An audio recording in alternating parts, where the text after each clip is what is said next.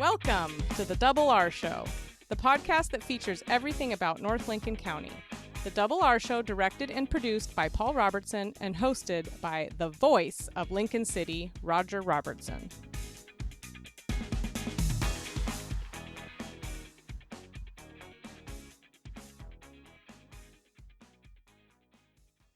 And welcome to the Double R Show. This is a program that I've been looking forward to for a long time, Paul. You have indeed. It's going to be a big one, and we got three guests. It's kind of an unusual format for us well.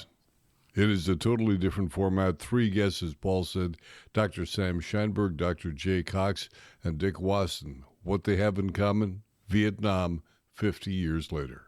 Zantello Law Group has moved. I'm Josh Zantello, and our law firm is now located across from the Lincoln City Community Center on Northeast 21st.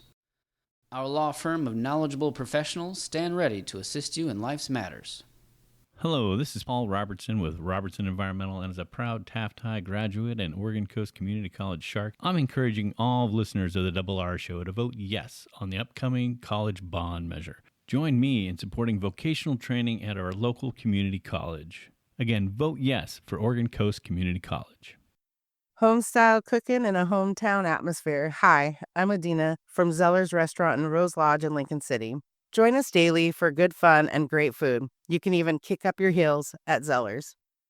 I have been looking forward to this interview for some time. We have an opportunity to have three gentlemen here that all have one thing in common, and that's Vietnam. With us right now is we got Dr. Sam Scheinberg, then Captain Sam Scheinberg, Dr. Jay Cox, then Lieutenant Commander Jay Cox, come out of the Navy as a captain, which is equivalent to a colonel, right? Colonel. Okay. And Dick Wasson was like me, same rank, but you were a Navy guy. Yes. Yeah. All right. All of you served in Vietnam. Sam, let's start with you. When were you in Nam? 1968. 1968 is some of the heaviest times, was it not? It was busy. It was busy. Whereabouts in Nam, Sam?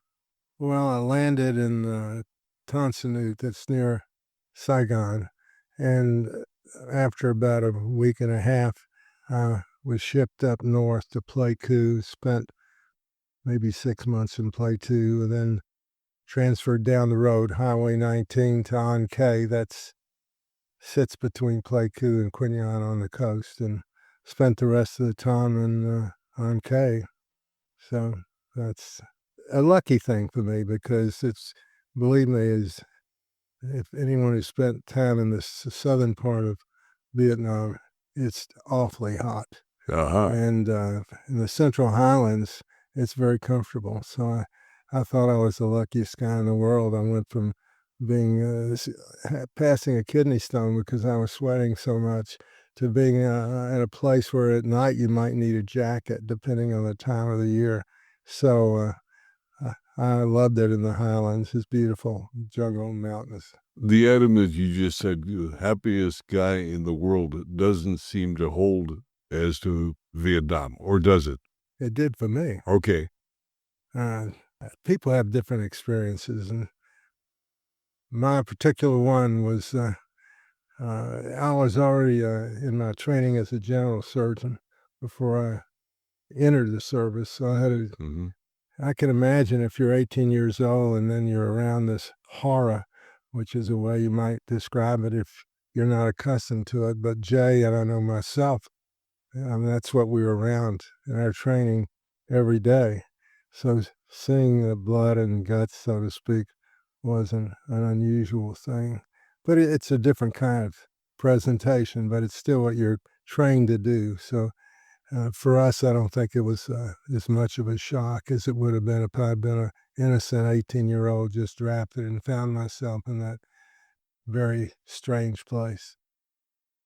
Let's move over to Dr. Jay Cox. Same type of scenario? Yes, I actually had finished my orthopedic training, so I knew I was going to go to Vietnam. In fact, I called my friend in the detail office to see if could I get one of the hospital ships off the coast. He says, nope. He says, you're going with the Marines. They need you, son. So I went over there in February of 1967, spent almost 13 months with the 3rd Marine Division. And I wasn't so lucky as Sam. We were right there at sea level. So we got the monsoons in the wintertime the summertime. And it was hot and one or the other. The temperature was never quite right. But it was interesting that we were in an area where none of the folks wanted to be there, except maybe a few professional soldiers. All these kids were draftees, and there was so much angst about the war back in the United States, but those kids didn't want to be there either. So I felt sorry for them, and I understood what they were going through. And when they got back to be called baby killers and things like that, that was not fair. It's one of those things where they were all good kids. They were all drafted mostly, and didn't want to be there. So, Did you go through that as well, being called a baby killer or whatever would well, happen? I was fortunate. No one. I have good friends that people spit on them and so on, but no, I never had a problem. I usually countered with the fact that, listen, I was a doctor, and the fellows were getting hurt, and they needed me there. So it wasn't a philosophical thing for me. Dick Wasson served in the Navy, but you were on land, correct? I was on a service force ship, and we would pick up fuel and ammo in the Philippines, head over to the southern tip of Vietnam in the Mekong Delta, where we would anchor. PBRs, the gunboats, would come out and tie up to us. We would give them a bag of mail, which was the biggest thing there, and then we'd give them a box of Washington red delicious apples, a box of oranges, and somebody would go down on the reefer and get one of these rounds that you see in the ice cream shops, ice cream. We had 2 flavors, vanilla with chocolate chips and purple. Grape ice cream. I'm not sure you got the contract for grape ice cream. Toss it down to them and say, grab your spoons, boys. There'll be a milkshake in 30 minutes because the temperature's like 90-some degrees. And they don't have any refrigerations on those gunboats. And then we'd swing back out, go up the coastline. We'd go to the Saigon River, do the same thing. We'd anchor there, do the same thing. Coast Guard riverboat patrol boats would come out and tie up to us. And then we work our way up the coastline, refueling and providing ammo to all the destroyers, all the way up the coastline, up until we ran out of fuel and out of ammo, and we end up in the Tonkin Gulf with the aircraft carriers. And we'd give them JP5 and avgas for their jets. We'd be empty, we'd turn around and head back down to the Philippines. We'd just do this circle, this loop. Each loop took you how long, Dick? About 3 weeks, 4 weeks. Okay. And I was over there 3 different deployments of 6. 3? Why? Because I was assigned to that ship, and I went where the ship went. 2.5 years of sea duty. It was getting old, the 3rd Westpac cruise. And I knew when I was sitting out there at night on the deck, watching the fireworks in country, we would be off the beach a mile or two, and I'd be watching interesting fireworks. A lot of big, they'd shoot these shells up in the air. They'd float down real slow with the parachutes. So, because they had a firefight going on there or being attacked at night. So we figure, well, and then we'd once in a while see a big orange ball. A real low flying blinking light would hit, drop this hot stuff. And that was just not pretty. But anyway, 3 6-month tours, and I finally was eligible for shore duty. And I came home to Oregon for 36 days, did some salmon fishing out of Depot Bay in Newport, jumped on the jet and flew to Naval Training Center, Orlando, Florida for my last 1.5 years of shore duty. Stepped off the jet in Orlando, and it was called Orlando Jetport. It was a small one. Humidity, like, woo, just the same thing I left in Vietnam. So it was like, oh boy. They said, get used to it. And sure enough, every afternoon, about 3 to 4 days a week, you get these August, September thunder boomers that roll in off the Gulf. Anyway, it was nice. November, December, January, February, March, we actually got to play golf. I learned to play golf, and that was about the extent of it. My captain aboard the ship, I was his JL phone talker up on the bridge. I was 3rd class petty officer then, the 3rd Westpac, and he was a naval aviator. He was a pilot, and he had to command a ship like ours before he could potentially get an aircraft carrier. Well, I was going to school in the GI Bill in the Valley in 73. There was 3 astronauts were landing on the other side of Hawaii. There was an aircraft carrier out there as well as a destroyer. It splashed down within 2 miles of that carrier. I don't know how they got that so accurate coming down out of space. They picked him up, set him on the capsule on the flight deck. They crawled out. Welcoming aboard the USS Ticonderoga is newly named Admiral Edward Aries Boyd, actually. And here he was, captain, and he saluted him. And the unfortunate part of that was he drank the same Agent Orange that we all drank. And we're going to talk about that down the road. Okay. We're going to take a short break. We'll be back with more. We have Dr. Sam Scheinberg, Dr. Jay Cox, and Dick Wasson with us, all on today's Double R Show. You'll find a book for every occasion at Bob's Beach Books. Something to read as you relax by an open fire? We have it. Studying a particular topic? We have that too.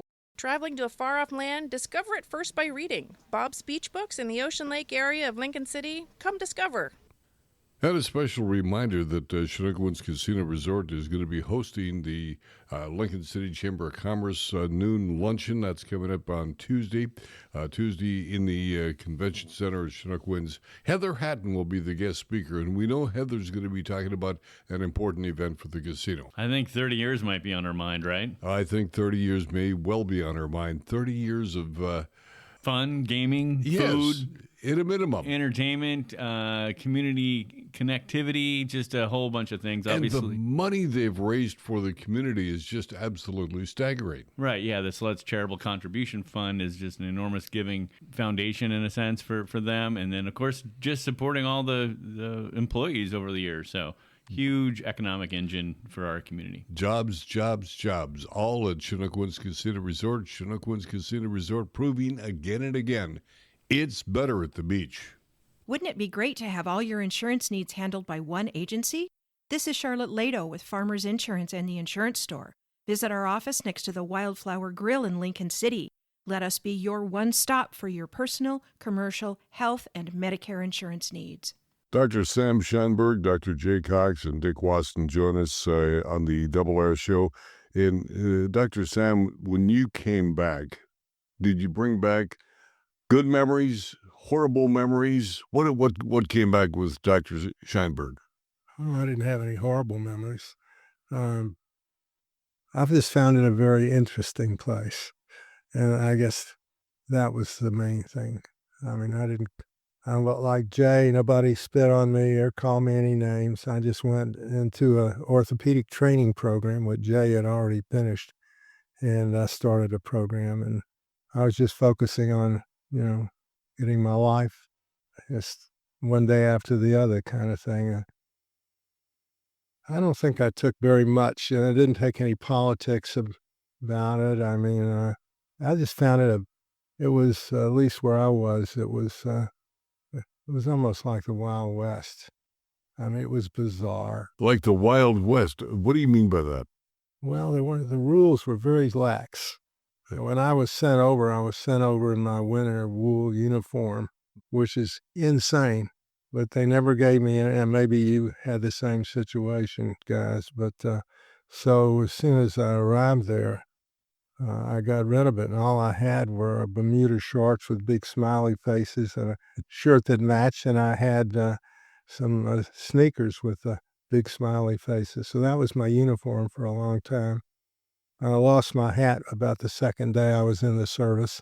So I have a big head, like a 7 3/4. I could never find a hat that fit. So, but I had to have one on occasion if somebody who was a ranking officer was around. So I would borrow a hat, and it would just kind of sit perched on top of my head. And I always thought if they didn't like my uniform, they could just send me home, but they were never going to do that. I wasn't worried about it. And so, I mean, there's so many things. Lawless would be a way to say it. I mean, I don't know if you want me to go into some of the details because... Yes, if you can. Well, when I first arrived, when I was still down in the South, I didn't know what to do. So I'm wearing my Bermuda shorts, and they gave me a steel pot. And so I went to a bar, and I don't drink. So I'm just sitting there kind of nursing a cope while everyone around me is throwing down martinis. And I said, well, I'm new. I don't know what to do. What do I do? And they said, were you assigned a place where you're ward or something? I said, yeah, it's just a couple. I haven't been in it, but I've seen it. It's a couple cross Quonset huts. And they said, well, things are pretty hot now. And so if this siren goes off, that means red alert. And then you just put your little steel pot on your head and you go to your ward.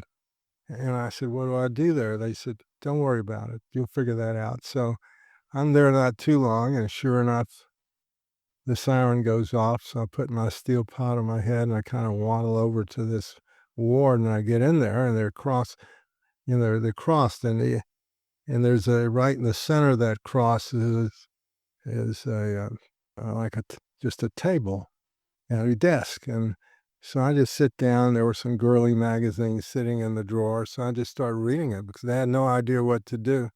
And in staggers a guy who was a sergeant, master sergeant, and he was in charge of one of these Quonset huts. And so he introduced himself, and I said, I'm Captain Scheinberg. I'm totally new here. So you just tell me what to do, and I'll do it because I have no clue. He said, well, you don't have to do much. He said, I'm going to take command of the situation. You just sit there and read your magazines. I said, perfect. So I did.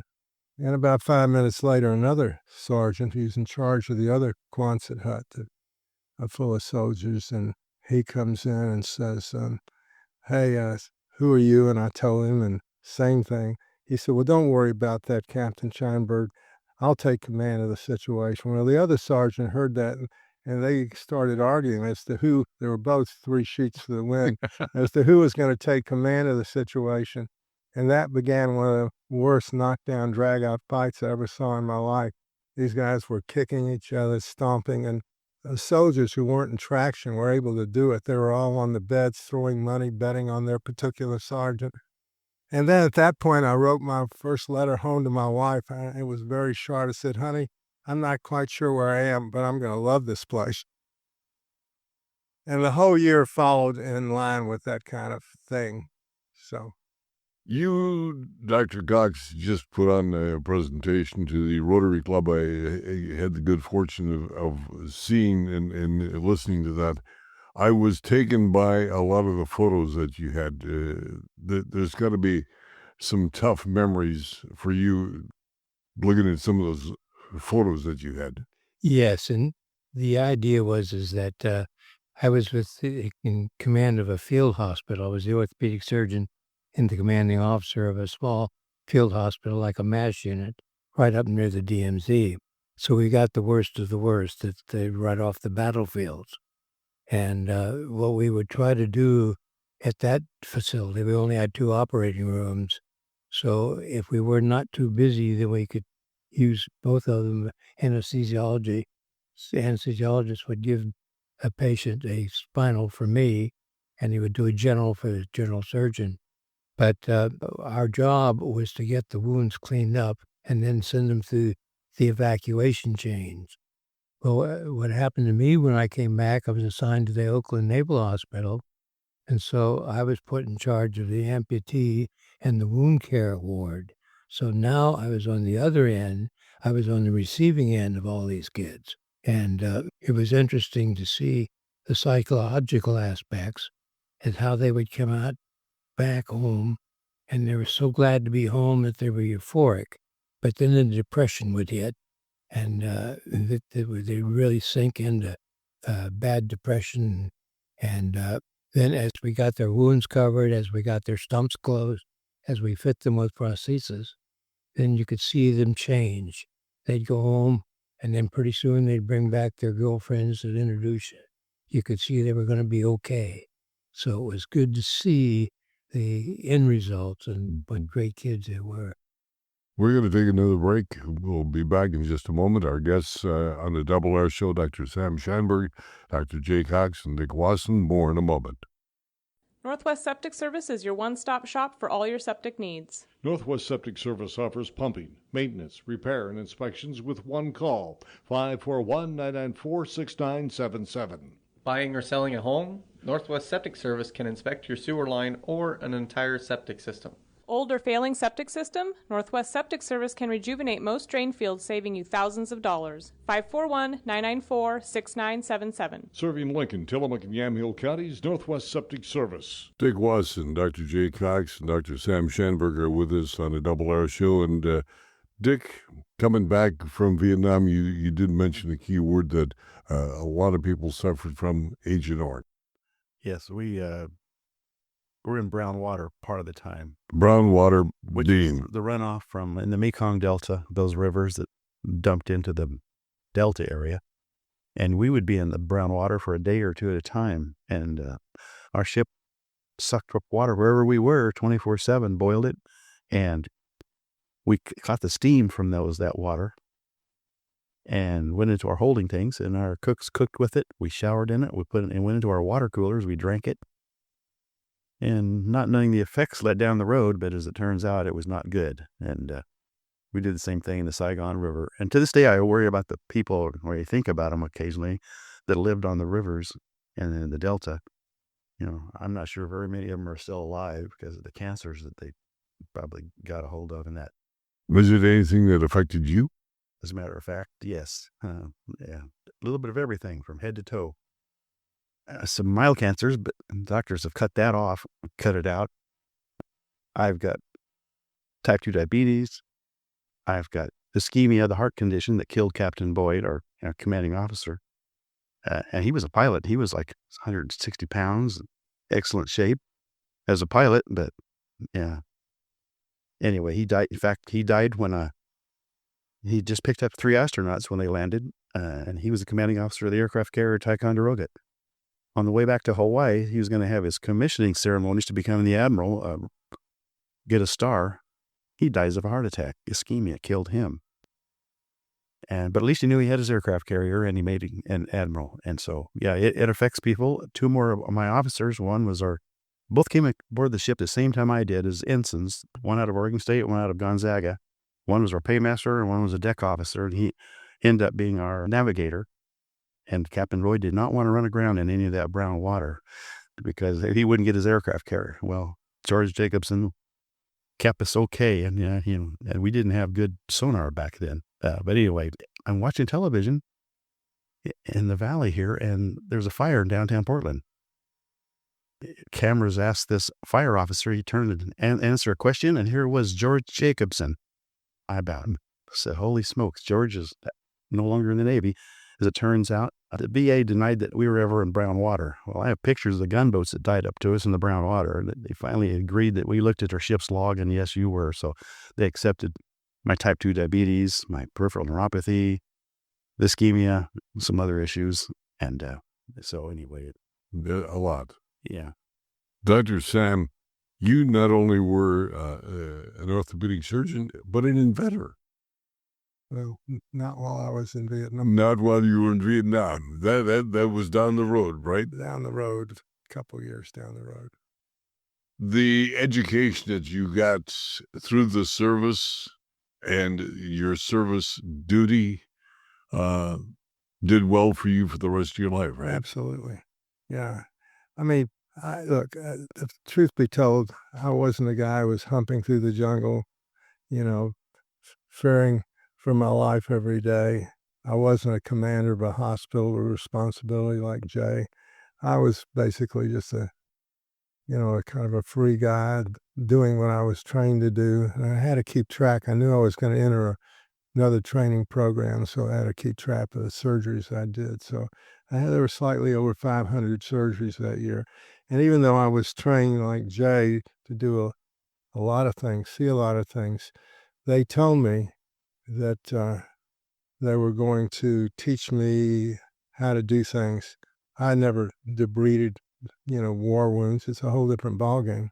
You don't necessarily see a wound that's full of mud and dirt and fish scales and all kinds of debris. You just don't. So they had to teach me how to do that.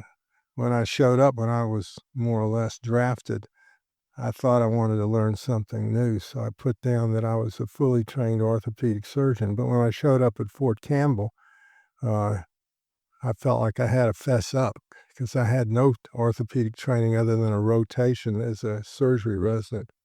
So I told them I wasn't actually a fully trained orthopedist. They said, "That's okay. We get residents here all the time. That's okay." I said, "Well, actually, I'm not an orthopedic resident." So the commander there looked at me and said, "Are you a doctor?" And I said, "Well, I've got that covered."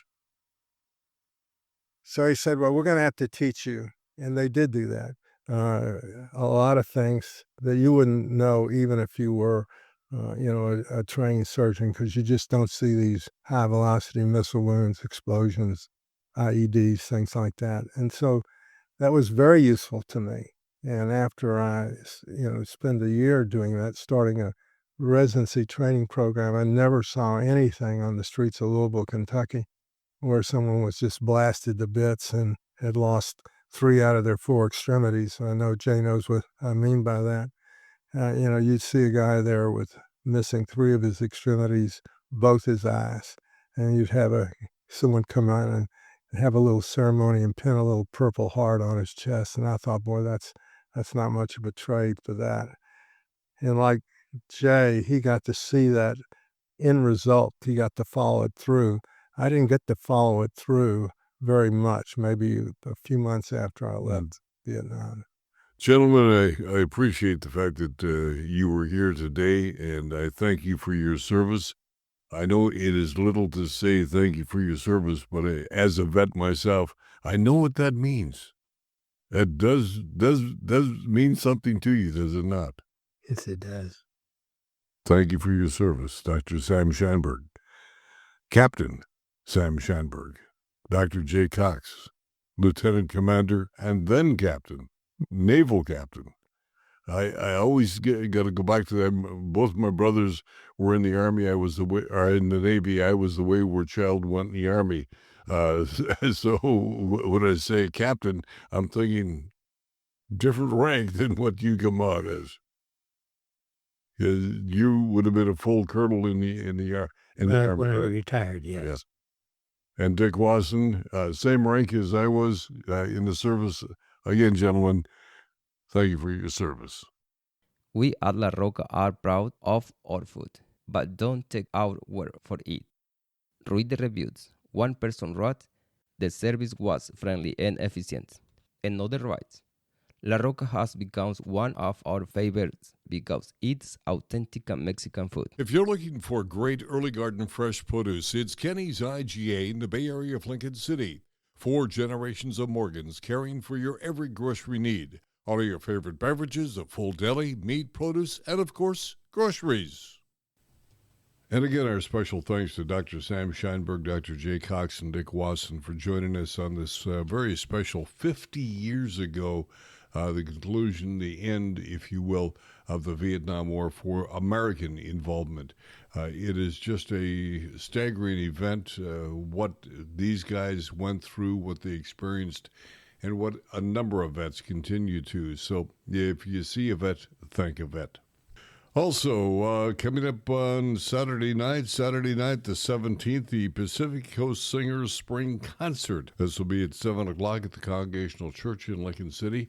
It is a lot of secular music. It is some spiritual music, good music, good entertainment, and it's free of charge. But again, if you would be so inclined, make a contribution to the food bank with all canned food and cash donations going to that very needed organization here in Lincoln City. But again, it's Saturday night at 7 o'clock at the Congregational Church, the Pacific Coast Singers Spring Concert.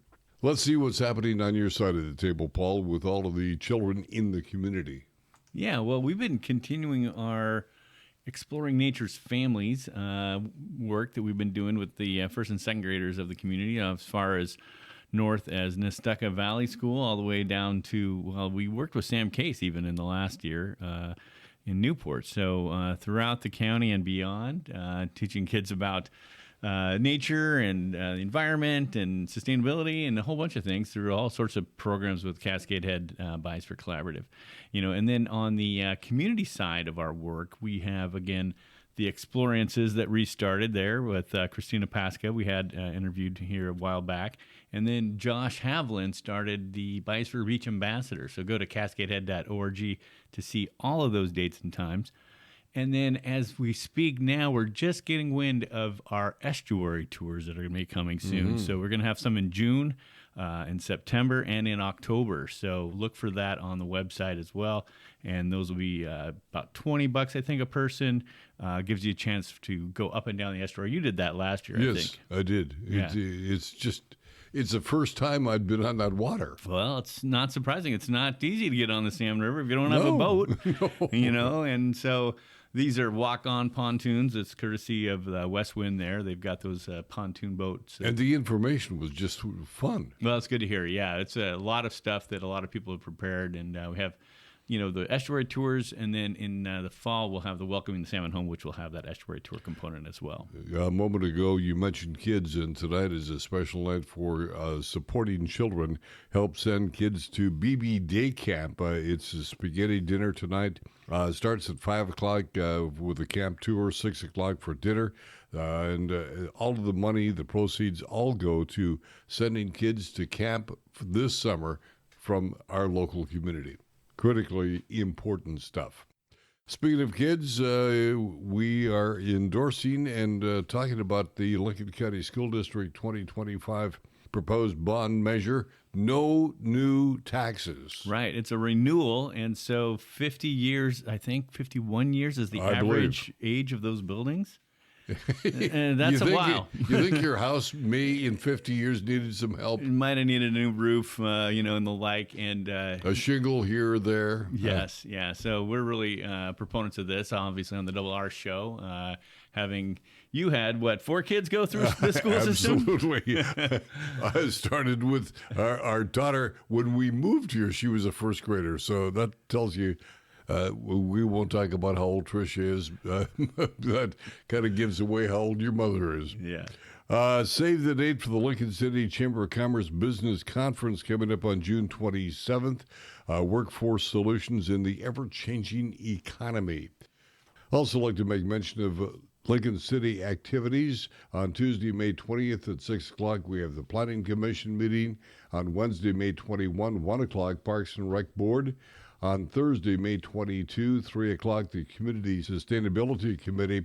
And then the City Council meeting, May 26, 6 o'clock in Council Chambers. And again, our special thanks to our veterans that joined us today. And for all veterans, we have a homemade soup and sandwich luncheon at the Lincoln City Elks Lodge. This takes place twice a week, the second and fourth Wednesdays of each month, noon until 2. That's at the Elks Lodge, almost next door to Bi-Mart in that region. From Bi-Mart, yeah. And Small Business Development is setting up an activity for nonprofits. Yes. And you're going to be attending this. Yeah, absolutely. I thought this was a great offering for anybody that's involved with a nonprofit, maybe even interested. If they've got space, I'm sure they'd provide a seat for you as well if you're just kind of on the outside looking in. But contact the college and get registered for these coming now May 28th. I believe so. It starts? Sounds right. Yes, May 28th, the Foundations of Nonprofit Success featuring Lucinda Taylor. Yeah, and then they run monthly through January. Yeah, so it's similar to their business management program, but tailored for nonprofits. And last but not least, the Willamette Valley Cancer Foundation is going to hold their Coastal Classic Golf Tournament, and all of the proceeds go to help people primarily of North Lincoln County that are suffering from cancer. Even though it says this is Willamette Valley Foundation, there's a lot of money. Talk to Nancy Oxenholt. A lot of money is raised that goes to help families in need right here in and around Lincoln City. And that's at the Chinook Winds Golf Course, right? And that's the Chinook Winds Golf Resort, where golfing is better at the beach. There you go, always. Anything else your side of the table? We're clear from here. So that will do it to the doings on a Double R show. And again, my special thanks to our guests that were with us today talking about Vietnam 50 years ago. And please remember to like, subscribe, and share so you, your family, and friends around the world and across the street can join us on the Double R show. Next week, another special show. Yeah, we're hitting 100. 100. Yep. Who would have believed? Who would have thunk it? 100 programs next week, right here in the Double R Show. Have a happy day. You've been listening to The Double R Show. Join Roger and Paul Robertson as they explore everything about North Lincoln County. The Double R Show, produced by Always Productions and hosted by Roger Robertson. Have a story? Email contact@alwaysproductions.com or call 458-201-3039. For The Double R Show, I'm Jana Grahn.